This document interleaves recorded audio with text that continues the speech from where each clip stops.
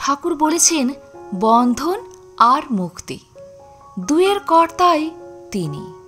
তার মায়াতে সংসারী জীব কামিনী কাঞ্চনে বদ্ধ, আবার তার দয়া হলেই মুক্ত। তিনি ভববন্ধনের বন্ধন হারিনি তারিণী। তিনি মনকে আঁখি ঠেরে ইশারা করে বলে দিয়েছেন এখন সংসার করকে যা। মনের দোষ কি?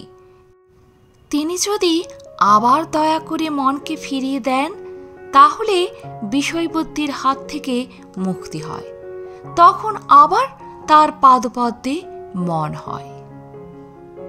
ঠাকুর সংসারী মানুষদেরকে বলতেন কেবল পাপ আর নরক এইসব কথা কেন?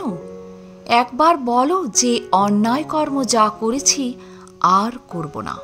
সর্বদা ঈশ্বরের কাছে গিয়ে বলো মা ভক্তি দাও, এই নাও মা তোমার পাপ, এই নাও তোমার পুণ্য, আমায় শ্রদ্ধা ভক্তি দাও।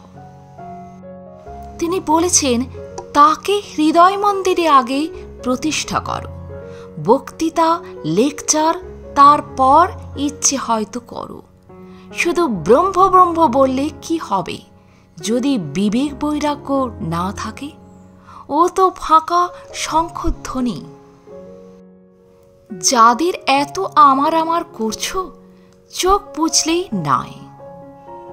তবু নাতির জন্য কাশি যাওয়া হয় না।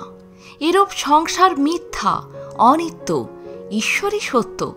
তার উপর কিরূপে ভক্তি হয়, তাকে কেমন করে লাভ করা যায়, এখন এই চেষ্টা করো। মৃত্যুকে সর্বদা মনে রাখবে, মরবার পর কিছুই থাকবে না। এখানে কতগুলি শুধু কর্ম করতে আসা।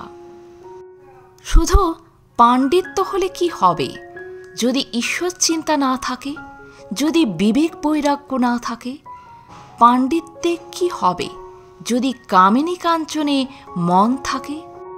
চিল শকুনি অনেক উঁচুতে ওঠে, কিন্তু ভাগাড়ের দিকেই কেবল তার নজর।